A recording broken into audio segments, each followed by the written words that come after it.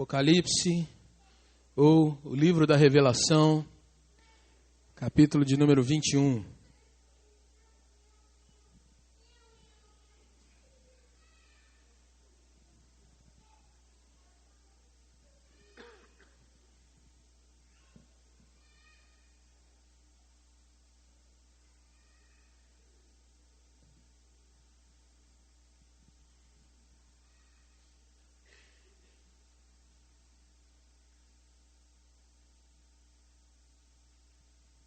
A partir do primeiro versículo, nós lemos assim: Vi novo céu e nova terra, pois o primeiro céu e a primeira terra passaram, e o mar já não existe.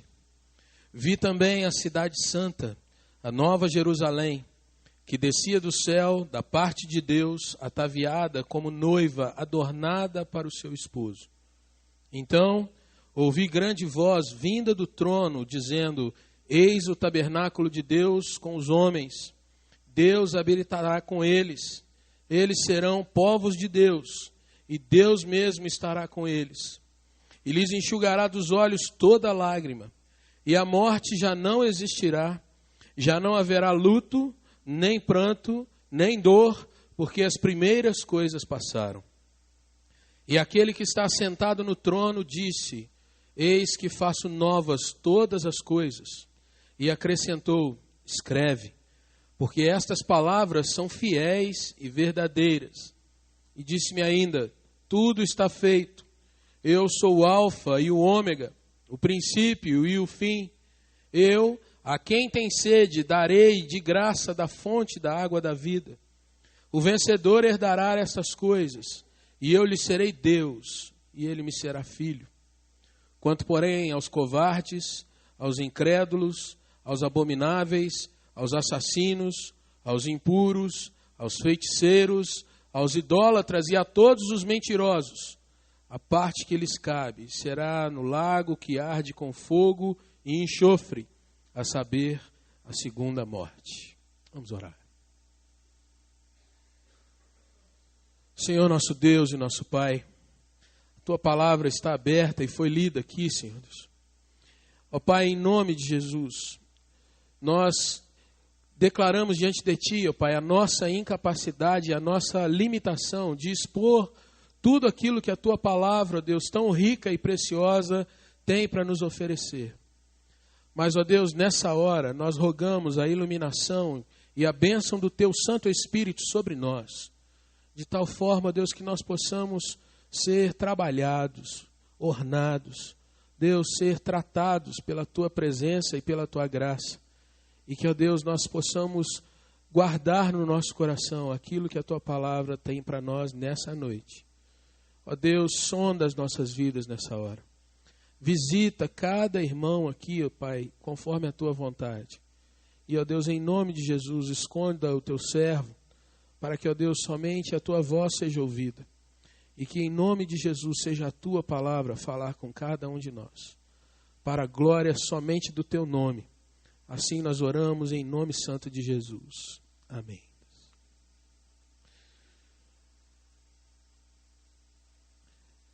Irmãos, uma das coisas que eu mais gosto de fazer é assistir filmes. E o estilo de filme que eu mais gosto são filmes de guerra. Filmes que hoje em dia a gente vê muito pouco, mas que principalmente algumas décadas atrás eram grandes sucessos.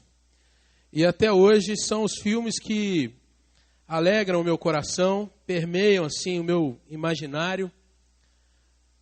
Filmes como Rambo, filmes como Conan e outros filmes desse estilo assim. Filmes onde há tiros, onde há balas, onde há tanques, canhões, onde há gente sendo presa e gente sendo liberta. Esse é o meu estilo de filmes. E gosto daqueles filmes bem certinhos, em que o herói do filme começa bem apresentado ou não, mas depois passa por todo tipo de sofrimento, toma bala, chicotada e vai preso. Mas no final das contas ele não só se salva, como salva uma turma de gente com ele. Esse é meu estilo de filme. Ainda ontem, se você perguntar à minha esposa, eu vi um filme e como era uma sequência, eu vi o segundo também. E às vezes eu me pego pensando, mas eu tenho DVD desses negócios, eu já vi mais de 70 vezes e passa de novo e eu vejo outra vez. E se passar de novo, eu vejo outra vez. E o meu sogro às vezes fica com perdão da palavra, zoando, né? Porque parece que eu não vejo outra coisa. Mas é verdade, é o estilo de filme que eu gosto. Eu vou deixar para ele contar o estilo de filme que ele gosta num outro dia. Para que as irmãs também não fiquem muito distantes, ou os irmãos que gostam de outro estilo de filme, às vezes você pode gostar também de uma boa comédia romântica. Mudamos totalmente o estilo, não é verdade? Mas a realidade é que começa com o mocinho ou a mocinha, a história se desenvolve com um enredo também de encontros e separações, aventuras vêm e vão, mas no fim da história, se eles não terminarem juntos, você não acha aquele filme bom. Por mais meloso que seja, tem que ser assim. E é interessante você notar, irmãos, que você pode gostar de filme de história, filmes meio novelísticos, contos, filmes de época, não importa. A grande realidade é que quando a gente assiste alguma obra desse tipo, no nosso inconsciente, no nosso imaginário, a gente deseja que as coisas se acertem no final. Quando você vê algum tipo de filme que o final é meio estranho, você sai com aquela sensação de que faltou algo. E isso não está ali, irmãos, por uma questão de deficiência do cineasta, não. A questão é que eu, você e qualquer pessoa normal tem o desejo de que as coisas melhorem. Passando por situações mais drásticas ou situações mais leves, nós queremos que tudo dê certo no final. Isso é algo que Deus colocou no nosso coração, é o senso do divino, de intuir que Deus, o Criador, fez todas as coisas, mesmo que a gente não admita isso, nós desejamos que as coisas deem certo no final. Nós estamos vivendo uma época de Copa do Mundo, não é um filme, mas haverá batalhas. 11 gladiadores de cada lado estarão disputando alguma coisa. E você, como um bom brasileiro, já deve estar andando com a sua bandeirinha no carro, do lado de fora. Não é verdade? Nem sempre. Porque alguns ainda estão assim, quem sabe, estou meio desconfiado, a coisa não está tão assim, deixa para pôr bandeira se for para a final. Tem uns que já são mais espertos, né? Só vou torcer na hora que está ali, 44 segundo tempo, eu visto a camisa, vai Brasil, agora foi. E o juiz apita, eu sou campeão. Mas há uma realidade também, irmãos, que nós passamos nesses dias, que são talvez dias muito nebulosos para o nosso país e para o nosso mundo, por que não dizer? Nós vivemos tempos, irmãos, em que as pessoas, ainda que queiram colocar boas esperanças nessa época, e principalmente falando do nosso povo, olhando para essa situação que poderia ser um movimento e um momento para o nosso país único, fantástico, um momento assim, daqueles estrondosos, a gente sabe que as coisas não estão lá assim. Por que isso, irmãos? Porque somos humanos e muitas vezes nós estamos mais cheios de desesperança do que esperança. Nós olhamos para as coisas e olhamos para esses nossos dias e pensamos, nós já empatamos tantas vezes a nossa crença, talvez não dê tão certo assim. E a constatação que a gente chega, irmãos, é que na realidade, mesmo ganhando Copa do Mundo, e mesmo assistindo qualquer dos melhores filmes que você possa pensar, a grande verdade é que nós vivemos dias muito complicados, dias em que nós temos conhecido mais desespero, frustração, do que dias em que nós sorrimos e olhamos e pensamos, realmente está tudo melhor a cada dia. Por que que isso acontece, irmãos? Winston Churchill, um dos líderes e talvez um dos maiores nomes da Inglaterra do período pós-Segunda Guerra, ele, quando viu o seu país mergulhado em tamanha desesperança e tamanha frustração, ele não teve dúvidas em afirmar que a seu país, a Inglaterra, passava por uma crise de frustração, o coletivo das pessoas era meio azedo mesmo, porque os pregadores das igrejas deixaram de falar sobre o céu nos seus púlpitos. Os pregadores das igrejas tentavam trazer algum tipo de expectativa para as pessoas, mas não traziam uma expectativa genuinamente bíblica para o coração dos ingleses. E se você parar para pensar, meu irmão, minha irmã, qual a mensagem que a igreja evangélica brasileira tem passado para o nosso povo? Qual a expectativa que as igrejas criam no coração dos brasileiros nesses nossos dias? Interessante que eu poderia também te fazer uma pergunta: qual a visão, qual o entendimento que eu e você temos do céu? Qual a noção do céu que o seu coração tem como percepção? A partir desse texto eu quero te mostrar algumas coisas, irmãos, porque esse livro do Apocalipse é um livro fantástico. Um livro por muitas vezes abandonado pelas igrejas, porque dizem que é um livro muito difícil, quando na realidade não é. Muitos deixam de ler porque dizem, eu não entendo tantas figuras e tantos símbolos. Mas eu quero trazer para você alguma coisa sobre isso nessa noite, irmãos. O livro do Apocalipse, na realidade, possui 7 seções, 7 divisões. E essas seções são paralelas. Como se aqui, nessa noite, eu separasse aqui entre os irmãos 7 pessoas que viessem aqui à frente para contar o mesmo fato que elas viram juntas. Cada um dos 7 vai contar o mesmo fato, mas cada um deles vai dar algum destaque ou alguma tônica a algum momento, embora estejam falando da mesma coisa. O livro do Apocalipse é a revelação que João recebeu do anjo do Senhor quando estava numa ilha chamada Patmos, mais ou menos no ano 95 depois de Cristo. E o anjo do Senhor mostra 7 vezes para João, 7 vezes é contada a história que vai desde o início da era cristã até o seu final. Daí esse paralelismo, as 7 vezes ou as 7 partes que são contadas essa história. E nós podemos dividir o livro dessa forma, em 7 pedaços. Capítulos 1 a 3, 4 a 7, 7 a 9, 9 a 11, 12 a 14, 17 a 19 e depois 20 e 21.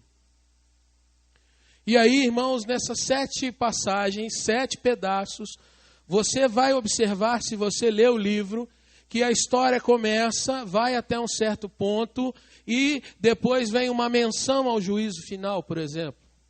Numa outra faixa, a história se alonga num período de dor ou de dificuldade. O juízo final é tratado de uma forma muito rápida, mas depois vem as orações ou a palavra de doxologia, o momento em que os santos estão adorando a Deus.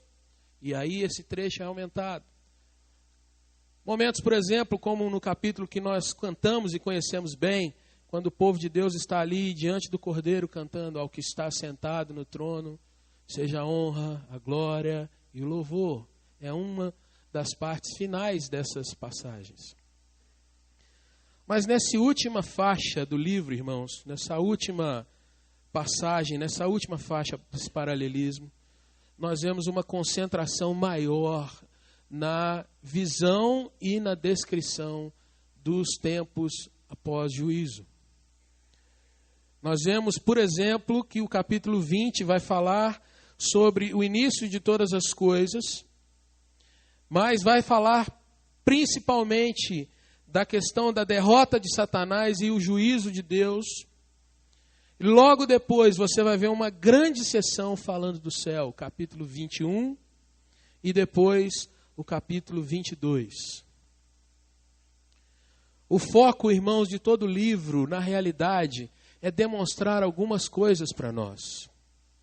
O livro do Apocalipse, irmãos, ele quer trazer a mensagem de que a história não é uma história cíclica, em que nós vamos vendo o mundo se repetir em períodos que vão e voltam. O livro do Apocalipse também tem a intenção de mostrar, irmãos, que nós não estamos caminhando numa história sem fim de reencarnações. O livro do Apocalipse tem a finalidade de mostrar, irmãos, que a história, na realidade, ela está aí caminhando para o cumprimento do plano eterno de Deus. E esse plano começa lá atrás, na criação, na descrição de Gênesis 1 e 2. Esse plano, irmãos, passa por Gênesis 3, quando o ser humano peca e se separa de Deus. E a partir de então, toda a história da humanidade é presa pela palavra redenção, na qual o Senhor anuncia o Evangelho a Adão e Eva, lá em Gênesis 3,15, e cumpre todo um processo que vai perpassar todos os anos que você puder imaginar, até o final, quando vier o dia do juízo. E a partir dali a eternidade se inicia. A partir de então, céu ou inferno será a realidade do ser humano. O que você concebe sobre o céu, meu irmão? Quando você olha para a sua vida nesses dias, hoje, por exemplo, o céu é uma realidade que está dentro do teu coração, da tua mente.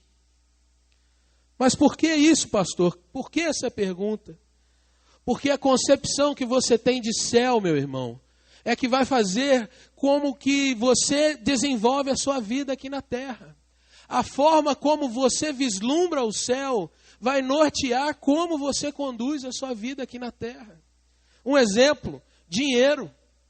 Se você compreende o que significa céu, você vai compreender versículos como aquele que diz assim: não ajuntai riquezas aqui na terra, mas ajuntai tesouros lá no céu, aonde a traça e a ferrugem não vão corroer.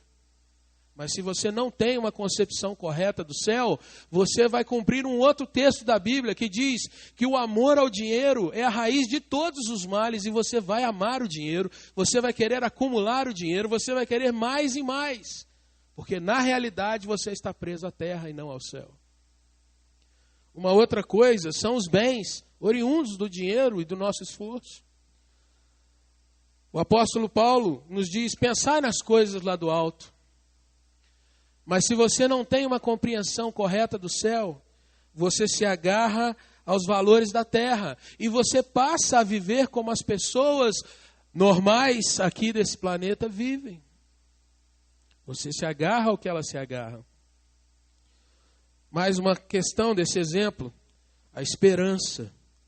Se você compreende o que é o céu, meu irmão, você tem a certeza de que o melhor do Senhor já está prometido e vem para você. Você sabe que tudo que se passa nessa vida, tal qual um enredo de um filme, você tem os seus momentos de tensão, de dor, de amargura, mas você sabe que lá, mais à frente, Deus tem guardado para você a vitória eterna. Mas se você não tem essa concepção de céu, na realidade você quer o tempo todo ser livre e ter as suas vitórias aqui, agarrado no meio das pessoas. Meu irmão, no céu, você tem a expectativa e a esperança. Sem o céu, você vive desesperado. Uma pessoa desesperada, meu irmão, vive com medo. Medo da morte, medo das pessoas, medo desse mundo, medo da violência. Uma pessoa sem esperança, ela não sabe se despedir de alguém num funeral. Porque ela entra e ela tem medo daquilo que está acontecendo ali para frente. Uma pessoa sem expectativa, sem esperança, meu irmão, ele não sabe o que é o futuro e ele tenta se agarrar a qualquer coisa que vem para ele. Qualquer ensinamento novo pode ser um motivo para ele tomar um ar, tomar um fôlego. Afinal de contas, o que esse texto que nós lemos? E se você já fechou sua Bíblia, eu peço que você abra novamente. O que esse texto me diz sobre o céu? O que esse texto que João escreveu, primeiramente à igreja dos seus dias, e traspassou todas essas épocas até agora, o que esse texto me ensina sobre o céu. Interessante, irmãos, que se você prestou atenção na leitura, você vai começar a observar comigo, a partir do versículo 1 até o versículo 3, que o céu é um lugar físico. O céu, meu irmão, não é uma concepção apenas de histórias do imaginário, de alguma coisa que os crentes de outrora imaginavam. O céu não é aquele lugar onde as pessoas ficam com harpinhas tocando, pulando de nuvem em nuvem, cada um com a sua toga. O céu não é aquele lugar para desocupados, que as pessoas não terão o que fazer, apenas olhar um para a nuvem do outro. Mas o céu é um lugar real, físico. Se você continuar a ler depois do versículo 9, você vai ver que o anjo do Senhor entrega para João medidas, dimensões e uma descrição, irmãos, que envolve muito mais do que a imaginação. Até mesmo a medida, que não é um número exato no sentido real, mas é um número que trabalha com a perfeição, ele traz. Segundo o texto, uma medida de 2.400 quilômetros de lado por 2.400 quilômetros de lado.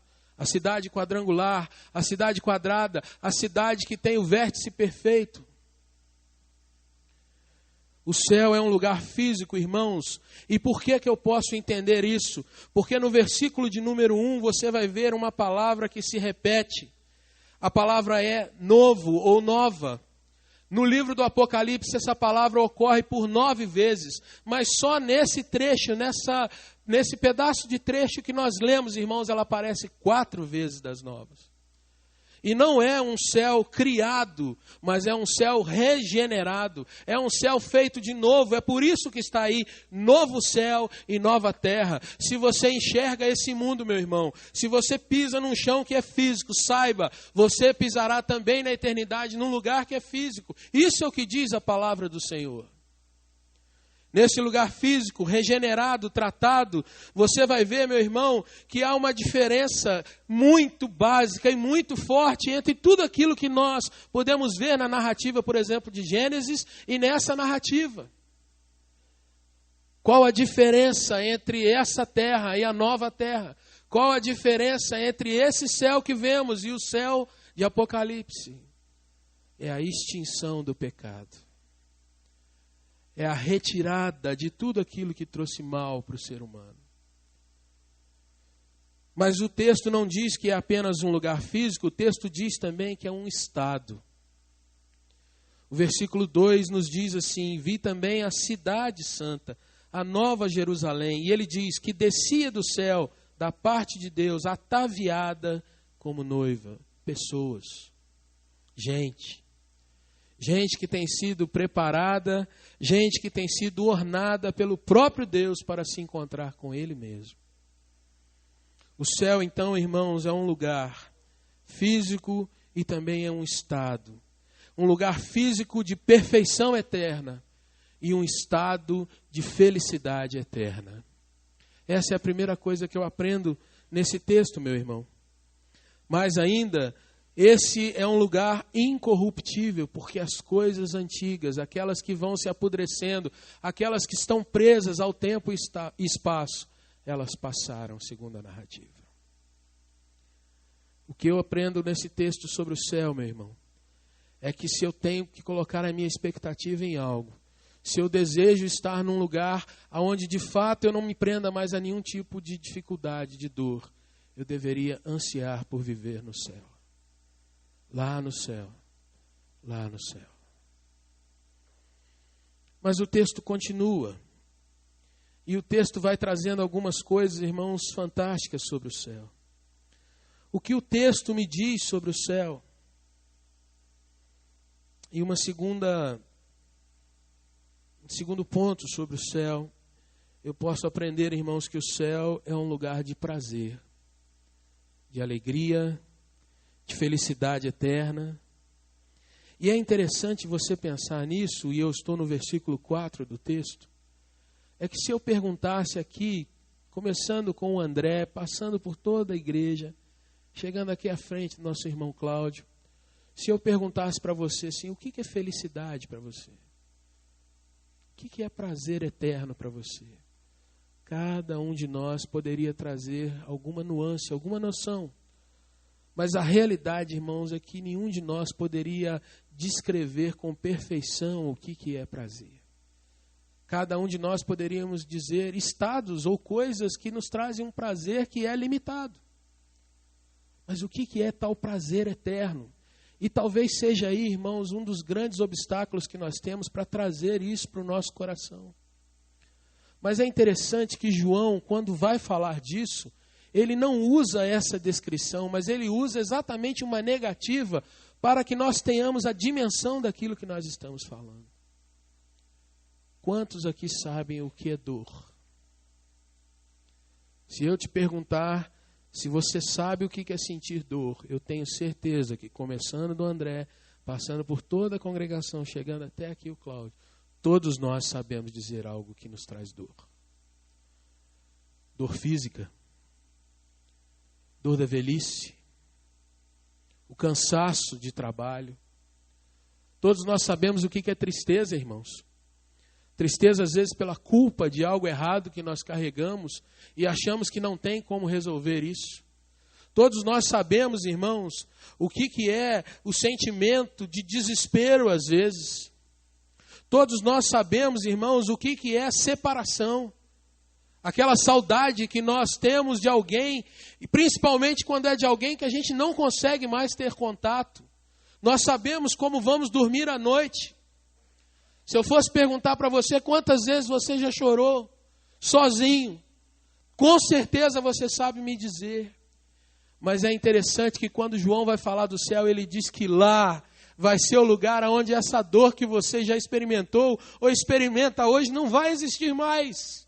Lá é o lugar, meu irmão, onde essa tristeza que às vezes você carrega não vai existir mais. Lá é o lugar onde a separação das pessoas que nós amamos não vai existir mais. Lá é o lugar onde o Senhor vai enxugar as nossas lágrimas. Lá é o lugar, irmãos, onde não terá derrota, nem pelo time, nem pela frustração do emprego, nem por uma doença terminal. Lá o Senhor não deixará que isso aconteça mais. Lá é o lugar que eu anseio estar, porque eu sei o que é sentir dor. E lá é o lugar onde Deus diz, não vai haver mais isso. O texto nos diz, e lhes enxugará dos olhos toda lágrima. A morte já não existirá. Você tem medo de morrer? Talvez você não saiba descrever o que é vencer esse medo. Mas uma coisa eu tenho certeza que você consegue imaginar. Já pensou isso ser arrancado do seu coração?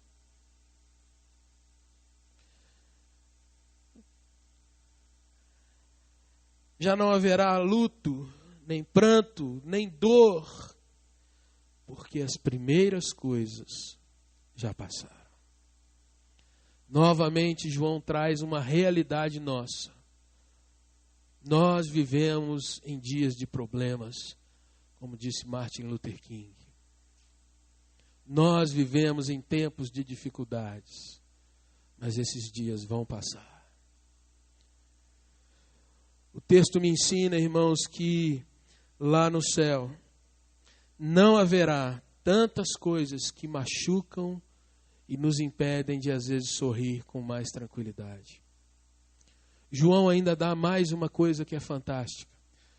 No versículo de número 1, ele também usa uma negativa, dizendo que o mar já não existe. João está numa ilha. João está sozinho. João está longe da igreja que ele amava. O velho João estava agora exilado num lugar e para onde ele olhava, somente água, somente o mar. Ele não podia ter contato com seus queridos porque estava separado pelo mar. Ele não tinha contato com aquilo que ele almejava, caminhar, as coisas belas que ele talvez tivesse conhecido, porque o mar fazia separação. Não sei se você já leu poemas, mas todas as vezes que você vê um poema de saudade, geralmente a pessoa associa a estar do outro lado do mundo, separado por um grande oceano. Quando João vai falar de estar no novo céu e na nova terra, o que ele diz é que não haverá mais separação entre nós. Louvado seja Deus.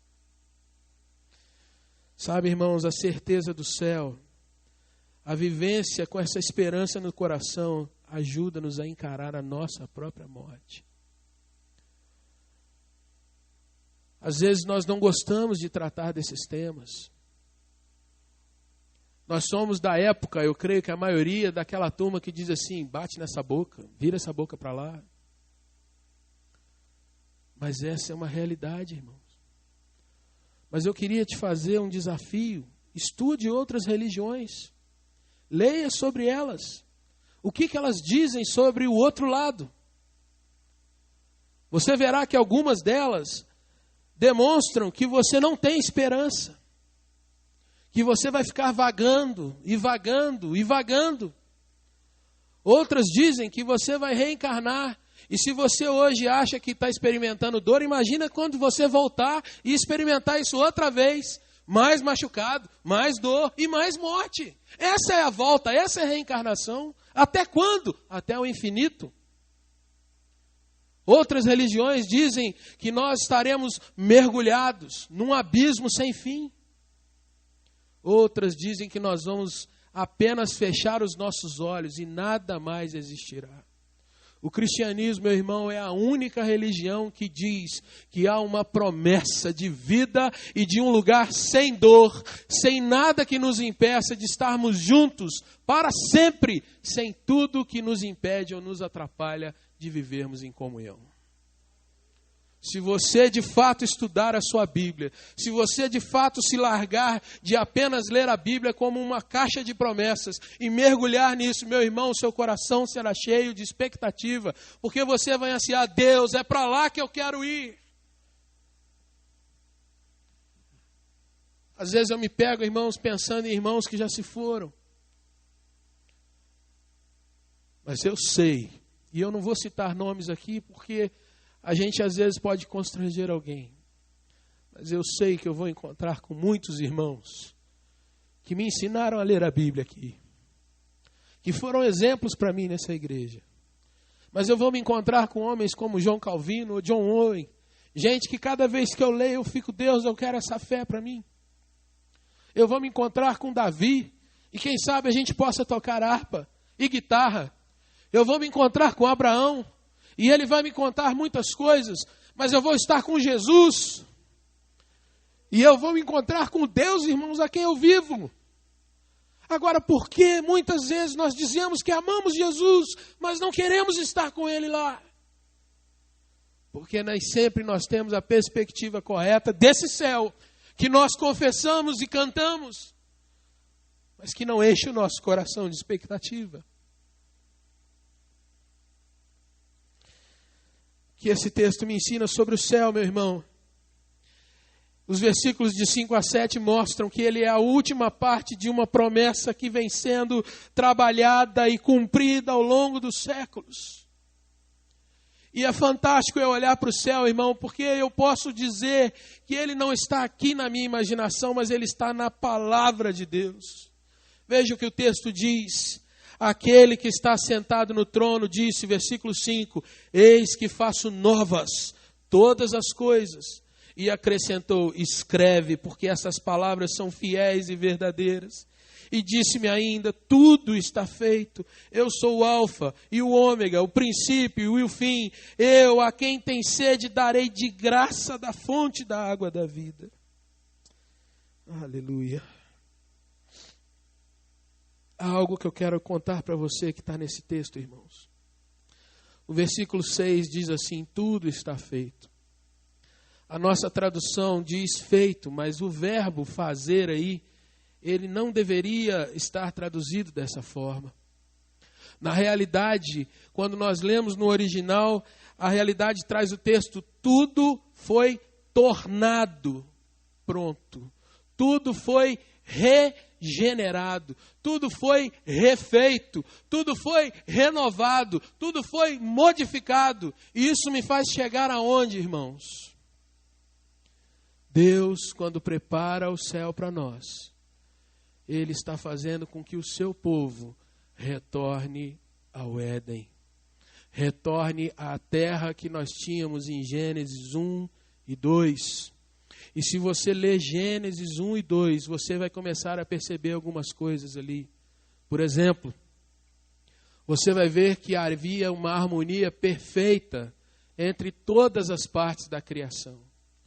Você vai ler em Gênesis 1 e 2 que a terra foi feita para que o homem usufruísse dela, cuidasse dela e não a destruísse e não se tornasse um predador.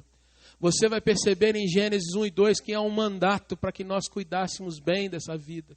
Você vai perceber em Gênesis 1 e 2 que Deus fez tudo correto e Ele mesmo viu que era muito bom. Por fim, ao criar o homem, Ele deu até mesmo uma companheira que lhe fosse idônea, dizendo que o homem teria prazer com a sua esposa e a sua esposa com o seu marido. Se você ler Apocalipse 21 e 22, você vai começar a ver no novo céu e nova terra uma descrição de ouro, de joias, de coisas muito ricas, mas você vai perceber que ali há uma harmonia perfeita entre tudo que está sendo trabalhado. Você vai perceber que ali há comunhão perfeita entre todos os seres que estarão naquele lugar. Você vai ver, meu irmão, que a sombra e o mal do pecado já não existe mais. Você vai perceber que o Deus que vinha na viração do dia é o Deus que estará agora todo o tempo no meio do seu povo. E isso, irmãos, é o que eu aprendo nesse texto, é o último ponto. O versículo 3 diz assim: Deus estará no meio dela. Coisa fantástica é você perceber, irmãos, como a Bíblia é rica. O texto que você tem à sua mão diz uma palavra: eis o tabernáculo de Deus. Se você se lembra quando Deus começou a tirar aquele povo lá do Egito, Deus mandou que eles construíssem um lugar. Aquele lugar seria o centro do acampamento de Israel. Naquele acampamento, irmãos, a glória do Senhor estaria perpetuamente com eles. Durante o dia não havia o que temer, porque enquanto eles andassem, o sol e a presença do Senhor estava ali. Durante a noite, uma coluna de fogo e a nuvem do Senhor pousava sobre eles. E quando eles se achegavam àquele lugar, o tabernáculo, todo israelita sabia que ele estava guardado, seguro na mão do Senhor. Eles não temeram seus inimigos, eles não temeram as suas doenças, porque Deus proveu todas as coisas para ele. Agora leia o versículo 3 aí que você leu, meu irmão. O que ele diz que está aí? O tabernáculo de Deus novamente. Mais uma questão. João, capítulo 1, o Evangelho de João. Ele diz que Jesus era o verbo, era a palavra, era a ação de Deus. E o verbo estava com Deus, e o verbo era Deus. Se você continua lendo, você vai ver que o texto diz que Jesus veio e habitou entre nós. Essa palavra habitou, ela é uma transliteração. No seu original seria como se dissesse: e Jesus tabernaculou conosco. Por isso que você conhece um dos nomes de Jesus como Emanuel, Deus conosco. Mas quando você olha para o céu, meu irmão, você começa a entender de novo que agora Deus estará para sempre no meio do seu povo. E como o apóstolo Paulo nos diz, aquilo que nós vemos em sombra, aquilo que nós vemos às vezes numa ação aqui ou ali, aquilo que nós vemos às vezes no momento de êxtase da igreja, aquilo que nós vemos em momentos em que nós temos aquele prazer por ver algo bonito, uma queda d'água, ou um filho nascendo, ou um momento que nós temos de alegria por haver uma conquista, agora será para sempre, porque o tabernáculo de Deus está no meio do seu povo. Deus está para sempre no meio de nós. Meu irmão, se você não sonha com essas coisas, você precisa ler a Bíblia. Alguns dias atrás eu estava desanimado. Todas as vezes que eu leio manchetes do nosso país, me vem essa sensação. Notícias do governo, é verba que vai para lá, é coisa que vem para cá. Notícias da saúde, é hospital que gente não tem atendimento. É gente que está no corredor, sem maca, sem roupa, morrendo assim, como se não fosse nada. Eu trabalho numa congregação, irmãos, onde um bairro violento está se tornando mais violento. As pessoas têm se matado pelas coisas mais banais. Há 2 semanas atrás, literalmente em frente onde é a nossa congregação, tem um campo de futebol, do outro lado lá, a casa de lá de frente. Um homem foi morto na porta de casa. 38, 39 anos. 2 homens chegaram em moto, 6 tiros. Naquela noite a gente orou no culto, pedindo que Deus abençoasse aquela família que estava enlutada porque o chefe da casa fora morto. Sexta-feira agora, um dos que havia matado o cara foi morto. Um garoto de 18 para 19 anos. E eu falei no telefone de manhã com a irmã que é responsável pelo trabalho.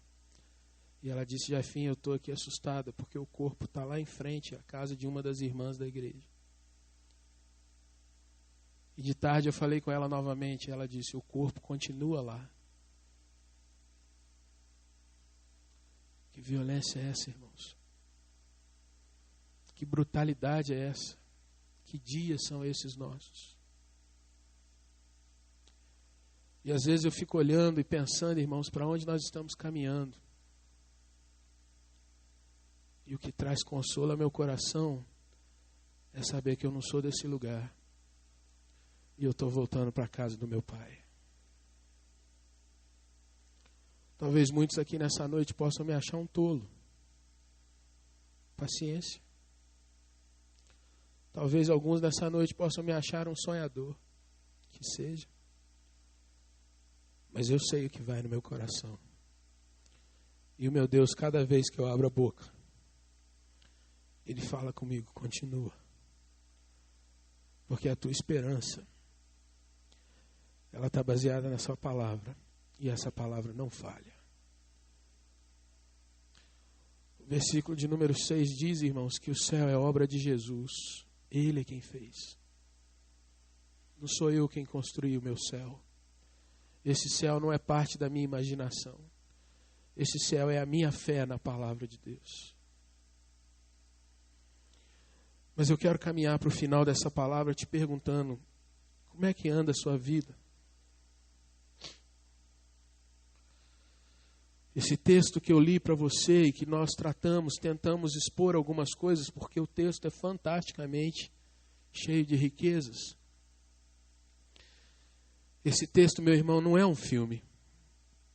Ele não é um filme do Rambo.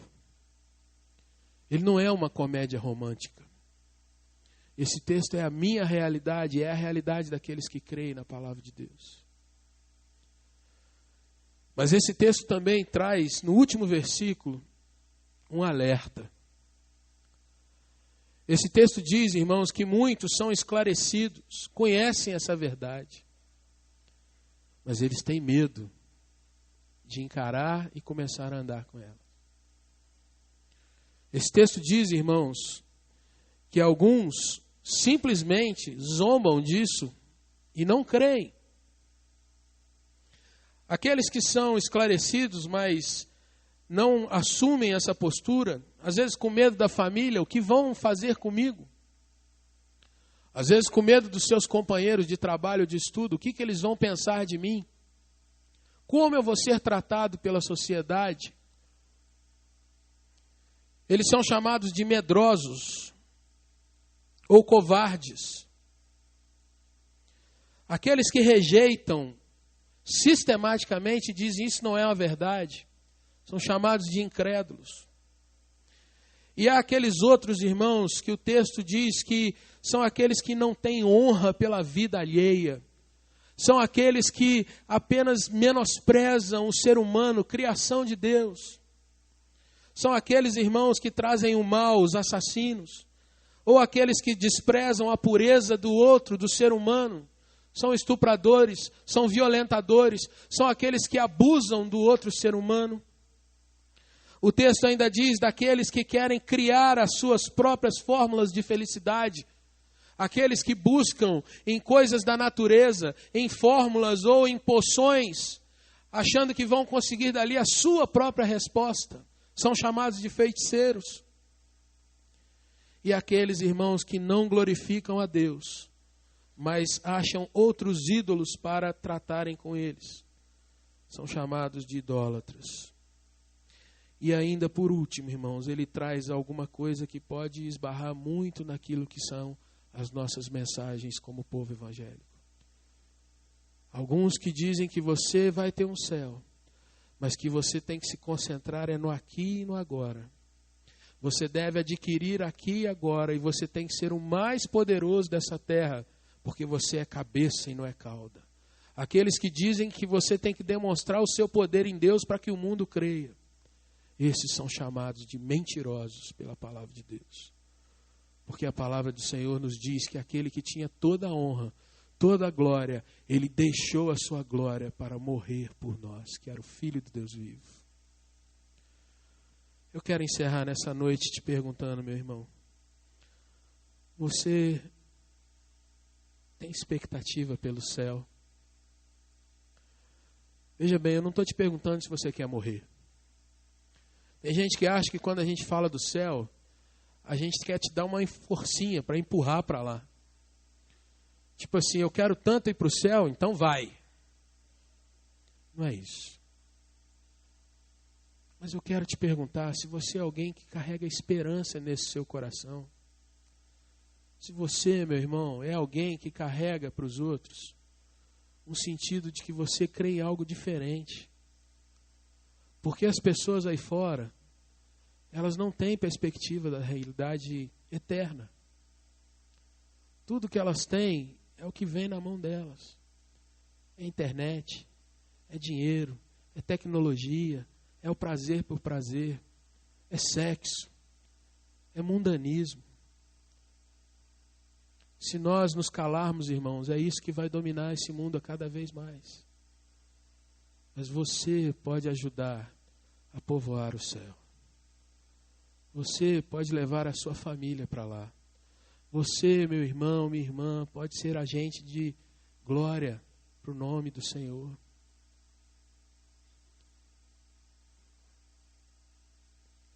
Eu queria orar com você e por você. Talvez nessa noite você tenha ouvido alguma coisa que, embora não seja novidade, tenha te desafiado. Talvez você tenha ouvido alguma coisa, meu irmão, que você vai dizer assim, pastor, eu preciso tomar jeito. Eu preciso de fato conhecer o Evangelho melhor.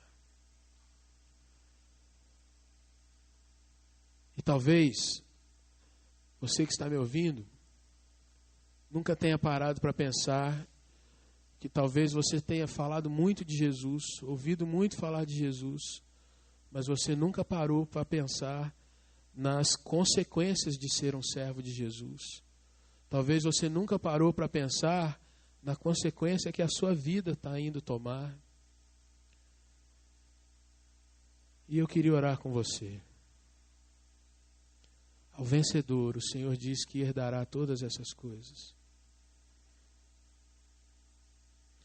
Enquanto há vida, enquanto há tempo, voltemos para o Senhor, irmãos. E vamos realmente nos desligar das coisas desse mundo, porque a gente não sabe o dia que Jesus vai voltar. Você gostaria que eu orasse com você? Você gostaria que nós orássemos juntos, pedindo que o Senhor nos abençoasse, colocando fé, trazendo uma disposição inclinada para a glória. Se você quer que nós oremos juntos, fica de pé no seu lugar. Em nome de Jesus.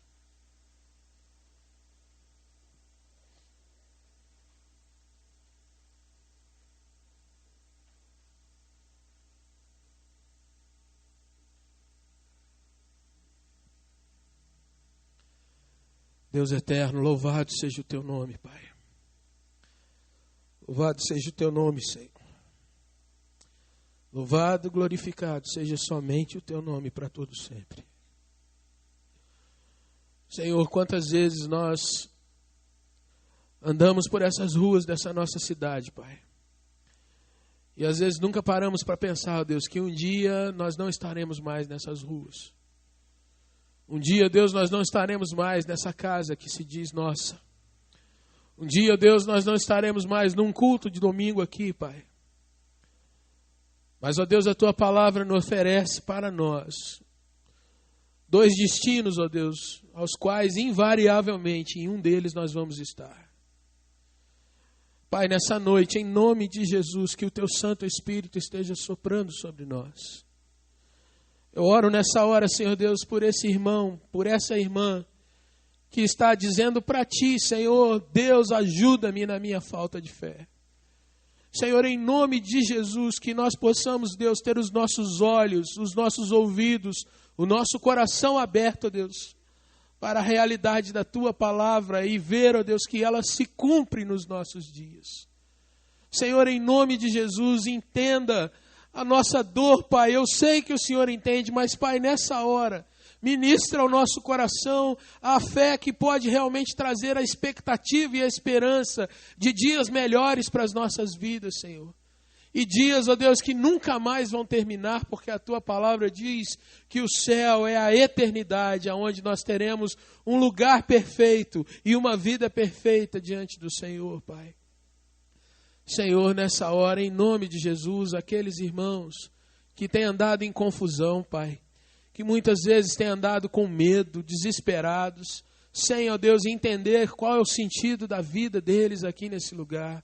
Senhor, traz claridade para essas vidas, traz a visão do Senhor, traz o entendimento, ó Deus, de que um dia, ó Deus, nós estaremos diante do Senhor. E, ó Deus, nós queremos ouvir de Ti, venham benditos para o reino e para a casa do meu Pai. Ó Deus, nessa hora, que o Senhor contemple cada coração que se coloca diante de Ti, Deus. Eu Te louvo, Senhor Deus, porque nesse lugar ninguém está se colocando diante do pastor. Ninguém está se colocando diante da liderança da igreja. Mas, Deus, nós estamos de pé diante do Senhor da glória, Pai. E eu Te louvo, Deus, porque aqui nós podemos ser poucos. Eu Te louvo, Deus, porque aqui a nossa igreja pode ser apenas uma entre tantas outras. Mas, ó Deus, a Tua palavra nos diz que não é a quantidade que importa. A Tua palavra não diz, ó Deus, que nós precisamos ser os mais poderosos dessa terra, mas a Tua palavra nos diz que se nós confessarmos o Senhor diante dos homens, o Senhor nos confessará diante do Pai eterno que está nos céus. E, Pai, nessa hora, levanta homens e mulheres aqui, ó Deus, que vão se apaixonar pelo Senhor, que vão, ó Deus, realmente repensar os seus caminhos, que vão tomar decisões, ó Deus, de abandonar os valores desse mundo e começar a viver os valores do reino. E vão, ó Deus, semear vida, semear bênção, semear, ó Deus, uma vida cada vez mais voltada para a pátria celestial, porque é para lá que nós queremos ir, para a glória do Senhor. E, ó Deus, eu oro também te pedindo que o Senhor tenha misericórdia, que o Senhor derrame, Deus, da Tua graça sobre aqueles que ainda não entenderam a mensagem do Senhor. Deus, a Tua palavra nos diz que é preciso remir o tempo, porque os dias são maus e os dias estão se abreviando.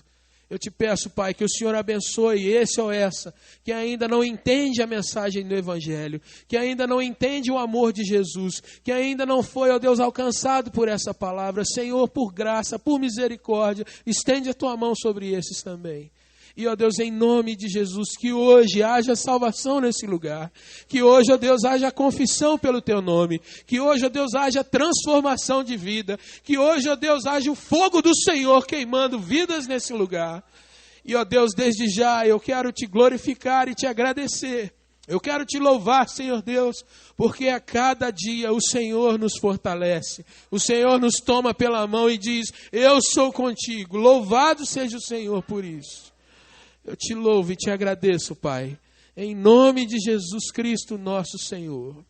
Louvado seja o Teu nome, Jesus. Amém, Senhor Deus, e amém.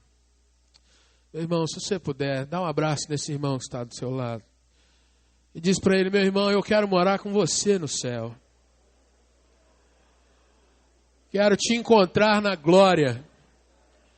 E isso não é um filme, é a realidade das nossas vidas, em nome de Jesus.